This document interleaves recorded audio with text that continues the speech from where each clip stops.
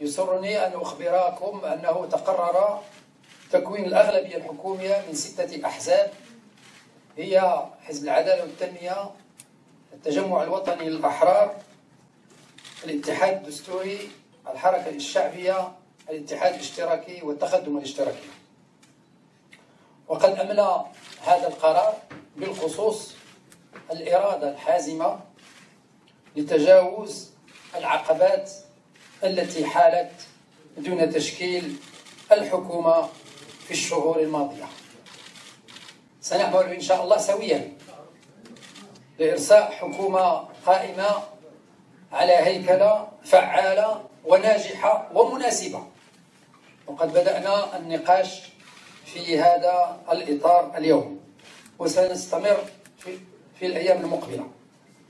وأيضا إرساء حكومة تعكس الأولويات الكبرى التي تفرضها المرحلة، وفي مقدمتها إصلاح الإدارة الذي خصص له جلالة الملك خطاب افتتاح الدورة التشريعية وأيضا الماضية، وأيضا رفع تحدي جودة الخدمات، التعليم والصحة